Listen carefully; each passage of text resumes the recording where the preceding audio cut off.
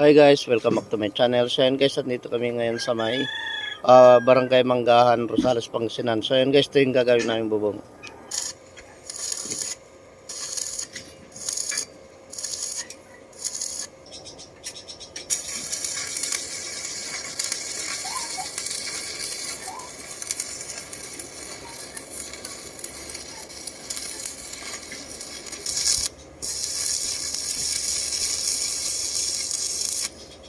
So yan guys, ito yung gagawin namin bubong. Bali second floor to.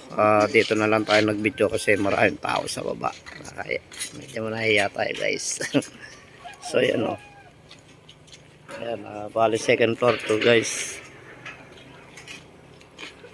So bali ang style ng bubong nito guys, bali solar type lang siya, streamline. Bali ang sukat nito 6.5 by 10.5 meters. So medyo may kalakihan din siya guys. At siyempre ito yung gagamitin natin materyales. Bali dinudugtong na natin. Bali ang gagamitin natin materyales 2 by 4 by 1/4 na 23 kilos lang to. Ito channel bar na to guys. Bali 23 kilos siya. Bali ang gagamitin natin dyan 10 pieces. Bali saktong sakto guys yung 10 pieces. Kaya magdudugtong lang tayo para magkasya. Ayan. Bali 10 pieces yan na channel bar. At syempre yung C-purlins natin, ayan, pininturahan na rin natin ng epoxy gray primer. Bali 24 pieces, 2 by 3 by 1.5. At syempre ito, itong to, pang sanay pa natin, 2 by 8 by 1.2. 1.2 lang ito guys, medyo manipis siya eh.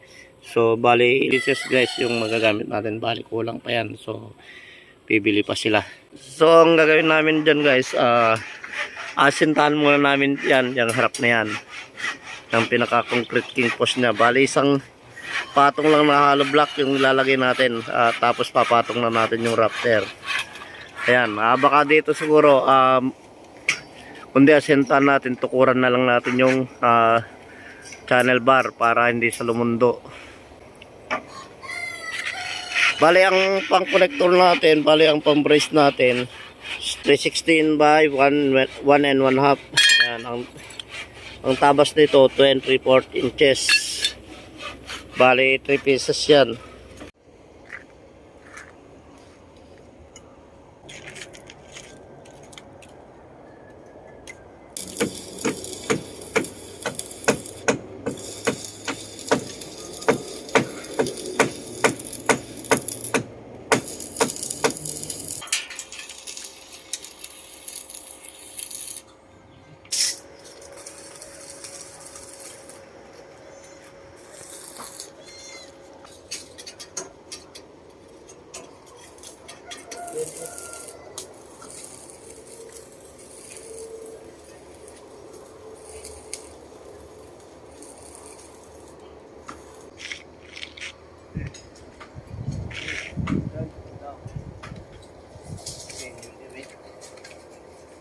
Nilagay na namin yung unang rafter. So ganyan lang yung kasimple yung mag-layout ng bubong. So bale yan, iskwala natin din dun sa harap. At siyempre ayan, ininibil natin yung nibilasyon nya para dulo-dulo muna.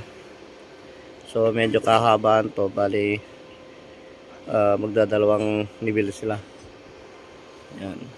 So ganyan, para hindi kayo mahirapan hindi kayo sa taas. Sukatin nyo lang, sukat kayo lang dun sa taas at sa baba. Diyan na lang kayo kumuha ng nivelasyon para hindi kayo mahirapan.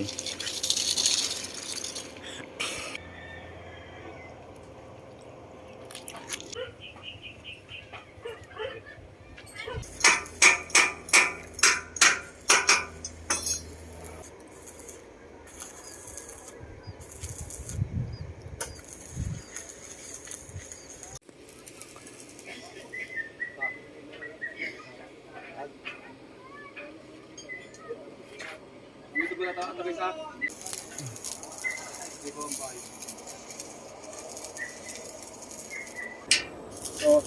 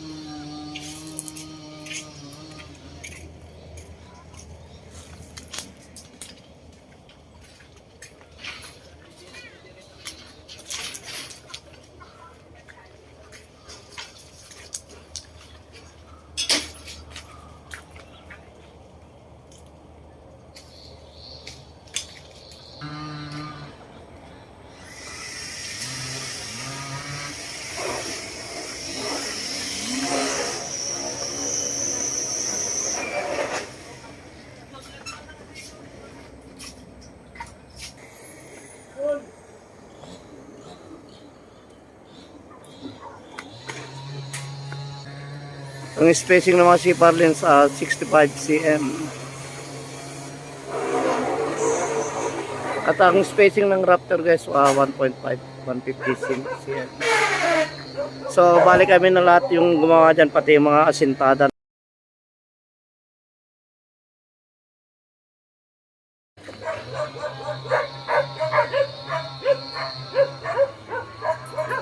So bali pipinturahan na lang yun guys.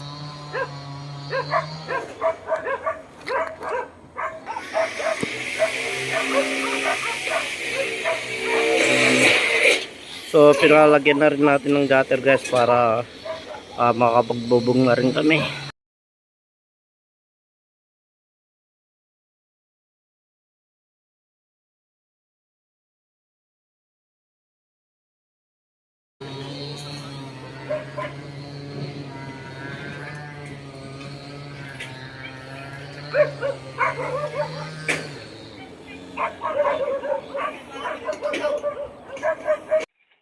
So bali guys, nag-umpisa na kami mag-yero. Bali nilagay na namin kagad yung flashing kasi medyo may katapon to. Kaya nilagay na namin kagad. So ganyan lang kasimple guys. Kung iskwalado yung sanepa nyo, ayan, hindi na kailangan iskwalahin. Pantay yan. Diretso iskwalado.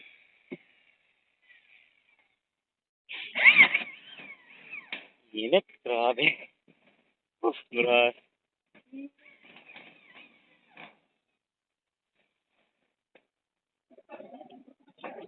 So kailangan ang aguhitan ng kitmat para may guys.